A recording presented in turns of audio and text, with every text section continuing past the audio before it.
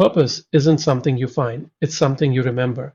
And the reason most people spend decades searching, journaling, quitting jobs, starting over, and still feel hollow is that they're hunting for something that was never lost.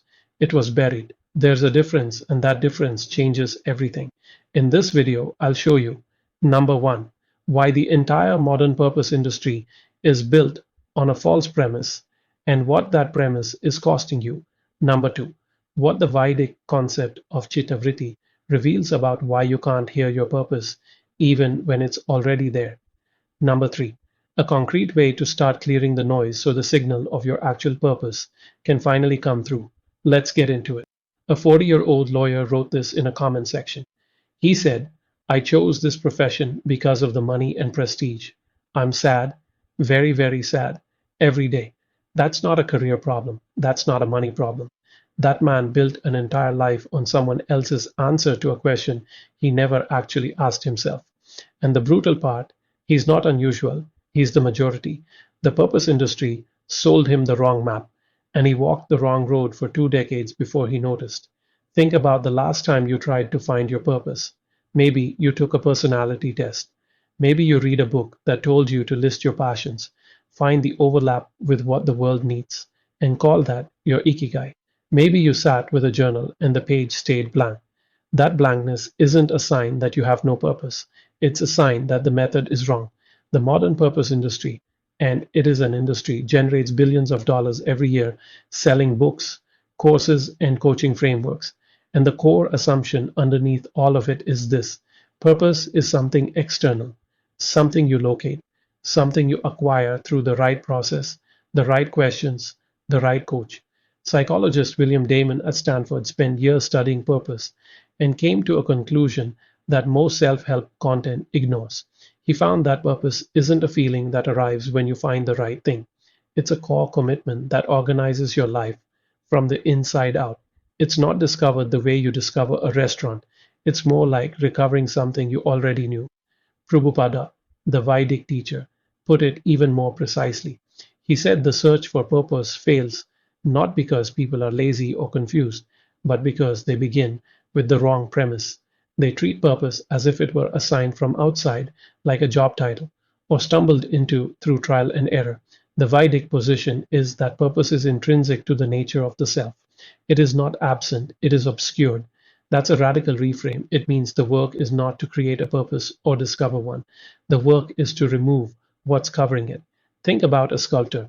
Michelangelo reportedly said that the statue already exists inside the marble. His job was just to remove what didn't belong. Most people are trying to build the statue out of clay they found in the wrong quarry. They're constructing a purpose from the outside in, using other people's definitions of success, their parents' expectations, their culture's approval, and wondering why it never feels like theirs. The first thing to understand about how to find your purpose is that the question itself might be the problem. You're not looking for something new. You're uncovering something original. There's a Sanskrit term, chitta vritti. The Yoga Sutras open with it.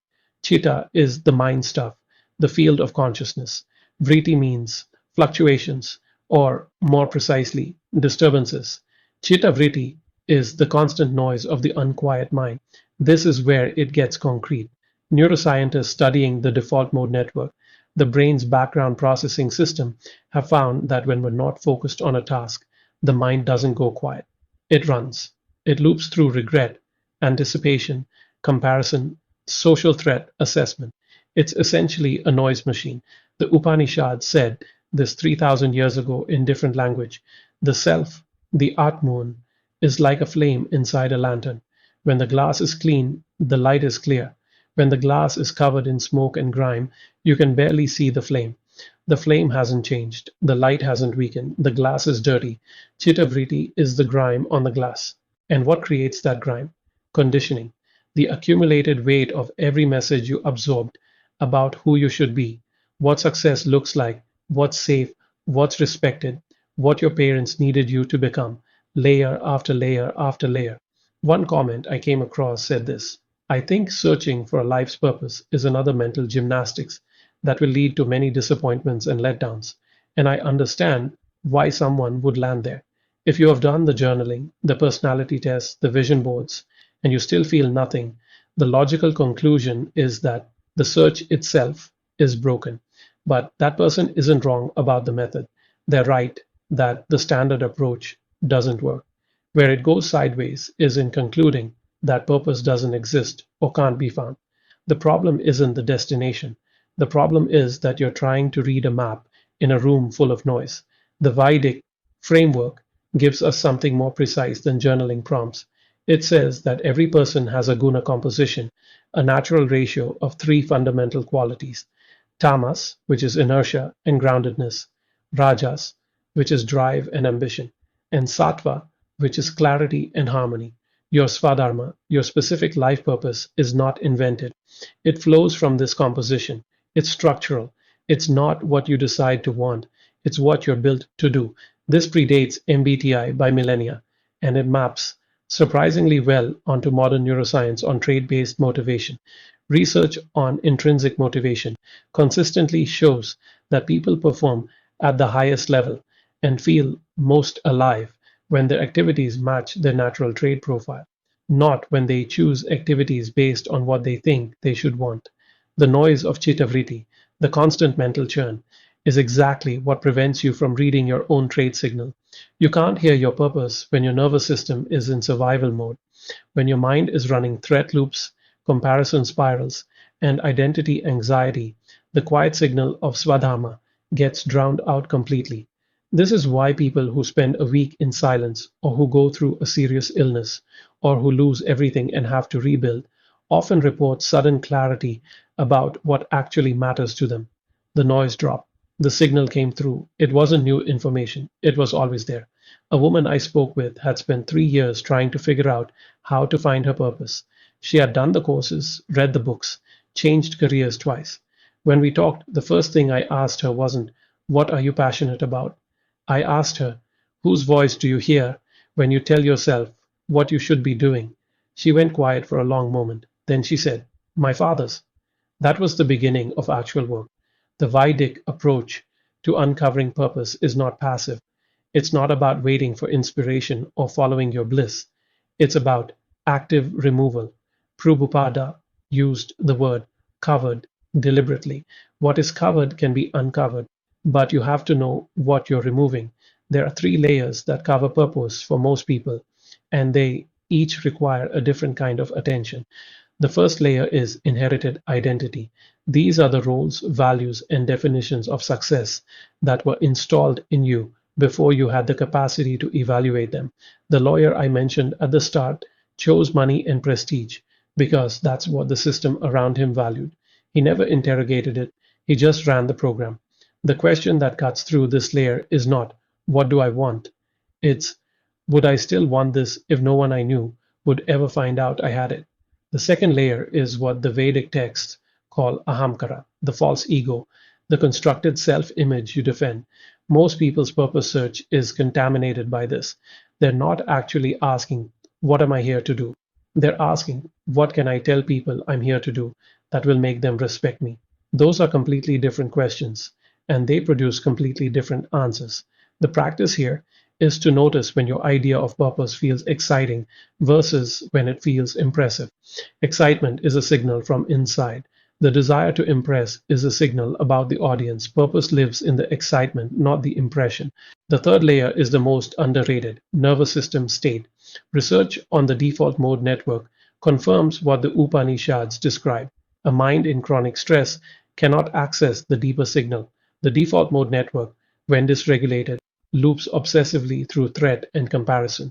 It literally cannot generate the kind of quiet self reflection that reveals what you actually care about. This is why the ancient prescriptions for purpose seeking were never just intellectual. They involve breath, movement, stillness, and rhythm, not because those things are spiritual rituals, but because they regulate the nervous system and quiet the chittavriti. You cannot think your way to purpose. You have to create the conditions where it can surface. The practical version of this is not complicated. It starts with one question asked in the right conditions, not in a busy coffee shop, not scrolling through Instagram, not after a stressful meeting, in stillness. And the question is not, "What is my purpose?" The question is, What would I keep doing even if I knew no one would ever validate me for it? That question cuts through the noise of inherited identity, ahamkara, and social comparison in one move. What remains after those three filters is closer to Savadharma than anything a personality test has ever produced. Purpose in the Vedic framework is not a destination you arrive at and plant a flag in. It's a direction you orient toward. It clarifies as you move. The clarity doesn't come before the movement, it comes because of it. But you have to start with a signal, not with noise. And clearing the noise is the work that almost no one in the purpose industry is willing to tell you to do first, because it doesn't sell as well as a five-step framework. That question, asked honestly in the right conditions, is where real clarity begins. But if you've tried going inward and you're still hitting a wall, if the question produces silence or a dozen competing answers, and you can't tell which one is conditioning and which one is real, that's not a sign you're broken. That's a sign you need a real conversation, not another framework. I do free one on one calls, 15 to 30 minutes, no pitch, no agenda, except to understand where you actually are and what's actually in the way. You'll walk away from that call with a clear next step for your specific situation, whether we ever work together again or not. The link to book is in the description at dailymindreset.com/consultation. It's free, it's personal, and it's one conversation that might do more than the last three books combined. If this way of thinking about purpose is new to you, subscribe. This channel goes deeper into these ideas every week. Tell me this, whose voice do you hear when you think about what you should be doing with your life?